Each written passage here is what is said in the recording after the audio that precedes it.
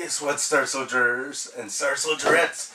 I'm here to do a special video for the anniversary of the original 8-bit Nintendo. As you can see, a lot of people love it.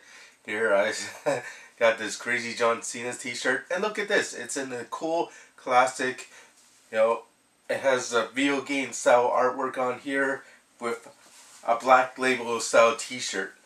And that's what the cartridge originally came in 1985. Yeah, October 18th, 1985. That's when this little beauty was introduced to the world. Yeah, it was definitely a hard sell because back in the Atari era, the Atari was huge. Like 10 million systems sold worldwide, hundreds of millions of cartridges all over the place. It was a huge hit, but Atari shot themselves in the foot with a lot of cartridges flooding the market. A whole bunch of games weren't selling. Yeah, and you got a whole bunch of games being released to the market. Nobody's buying them. You're not making any money. And Atari and pretty much the whole industry crashed around 83 and 84. So, but in Japan, yeah, in 1983, the Famicom, which was the Japanese name for the original Nintendo, was doing pretty well. And Nintendo actually wanted to partner up with Atari and say, hey, can you release our system? We got this cool system that's popular in Japan. We want to release it to North America. We'll make huge money. But Atari said, we're working on Atari 7800. So, you can go screw yourselves. So, even though Atari was kind of going down the crapper, they still had a huge ego about them. And yeah, they left Nintendo laying by the wayside. And so Nintendo had to release their own system out themselves. It was originally called the Nintendo AVS, Advanced Video System. But since everybody was on edge about video games at that time, everybody thought it was a fad. When the whole industry crashed in '84, nobody wanted to buy video games. They were sick of seeing it. But Nintendo made this look like a VCR with its spring-loading technology.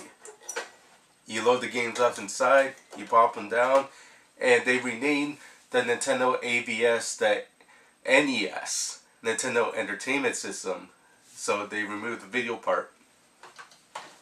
Yeah, and this little guy here, Rob the Robot, was instrumental in the original Nintendo success because this little unit was so unique. Robots were huge back in the 80s. And imagine that, you get a video game console, but what's this? How can you actually interact with a robot with your video games? It seemed like such a cool feature, and that's how Nintendo was able to get their foot in the door. Yeah, 1985, this was just sold in like New York City, and that's it. And Nintendo said, if we don't sell any of the consoles, we'll buy them back. So they rest assured that if this doesn't become a hit, boom, we'll buy it back. No loss to you guys. So Nintendo was making sure that they built the trust up early on. And that's so cool. Yeah, they had service numbers on the back, and tons of great games were released for it right away. Look at this, all in black labels. Yeah, aren't these awesome? I just love this classic design here. Yeah, some are compatible with the light gun, Rob the Robot. In fact, only 2 games use Rob the Robot. Like in this big box here. Yeah, the problem with Rob the Robot is that you need a whole bunch of parts for it, and the robot is slow to add to commands in certain games. But again, the robot was used as a Trojan horse to make everybody excited about this cool system. Whoa, this system's so unique. Forget that old Atari. And that's why I love it. And plus, the Nintendo was also one of the first systems I've ever seen with video cables. Say you got one of those fancier newer TVs that actually supports that. You hook up the video cables and you don't have to go in the back of the TV and reach and see if you can connect that little coax thingy. And the coax thingy was a bit more advanced on the original Nintendo as well. I didn't have to like do any its F sort of connected with the old Atari. This is so much easier to use, set up, and play. Nintendo, they really did their homework and made sure that the whole market crash wouldn't happen for the original Nintendo. Say you had a game you want to release for the new Nintendo, well, Nintendo first has to approve it with their seal of approval, and then you can only release 2 games a year. And companies like Capcom, LJN, Konami, yeah, they were only forced to release games that had strict guidelines, like there could be like limited amounts of blood, you can't show any nudity. Yeah, it has to go by the Nintendo censors themselves, so you don't see too many M-rated games for original Nintendo. Yeah, and here's another cool thing, that controller. Like, look at this controller compared to the Atari joystick here. Yeah, it's so unique, the way it uses a cross pad. Now, this looked very funny to me when I first picked it up as a kid, but I don't know. It also adds pinpoint control, like you're pressing a direction, boom, you're going in that direction right away. It makes you feel like you're closer to input your commands more than a joystick would, if that made any sense. Anyways, it felt great. The system was a huge hit, selling hundreds of millions of units around the world. And yeah, that's what made me want to collect all these games back here. Yeah, I got all of the 650 plus licensed games. Some are doubles, so I got 5-screw variants, some with different labels. Yeah, I'm just crazy about this stuff, and that's why I've been doing a lot of videos recently on the original Nintendo. Yeah. Nintendo also focused more on adventure games. I think that's what made Nintendo a huge step up from the games that came before it. Games like Metroid here that use a password system.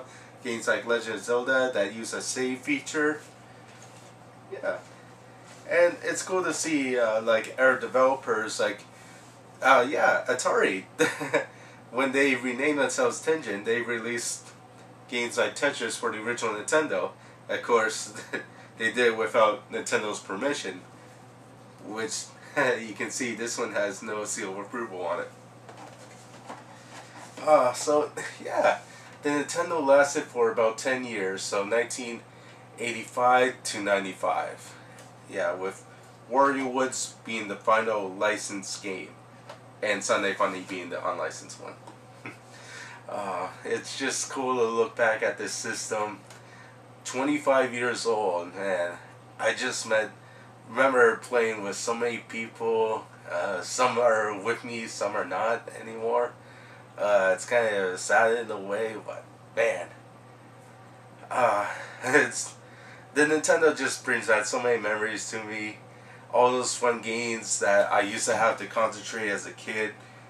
So in depth, so amazing, and that's why I still love the system to this day. And other people love it too. Like Nintendo still has kickbacks to their nostalgia Nintendo fans. Like, look at this. This is a Game Boy Advance that's designed like an original Nintendo controller. Yeah, and you can get their original Nintendo games on the Wii Virtual Console now for a price. I bet Nintendo's making big money off that too. Especially since a lot of games on the Wii are not that good. No offense, they're not. Okay. Yeah, so if I had to rate the system itself, yeah, this is a review of the original Nintendo. I never did that in my NES Mess video. But yeah, you got 600 different games for it. Tons of underrated and, you know, big classics that everybody recognizes, like Super Mario 3. Underrated games like Guardian Legend. Yeah, you got your duds in there, like, you know, Friday the 13th and all that. But still, this system is so easy to pick up and play with. It's 2-button controls. Oh, you just pop a game in, hoping that it will work. Fortunately, that's a downside with the original Nintendo. Sometimes some pins can break down inside, but still, I find if I take care of my games, it's not too bad. Just use some rubbing alcohol and Q-tips. I don't know if that's the best way of doing it, but that's what I use anyways. Yeah, I don't know if there's any downside. Yeah, you know, sometimes they break down easily, and not all the games were winners. Like most games by LJN were some of the most popular, but some of the most vile games you ever play in your life. Ooh.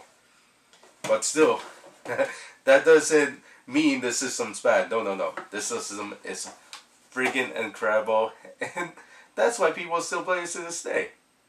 You get 600 awesome games. That's why I want to get all of them. I still want to get the boxes. I still want to get all the instructions. I want to get all the posters. I want to see all the games that were released for it. I got them all. And now I can play them anytime I want. The good and the bad. The games that nobody would care about. Games like Rally Bike or Fly the Intruder. To games like Super Mario Bros. 3 and DuckTales. Oh yeah, I just love you. Yeah, I'm not happy-go-lucky today because, yeah, it's summer mood because, oh man, one of my relatives just died, and yeah, it's not cool. I wasn't even planning on doing a video today, but, I don't know.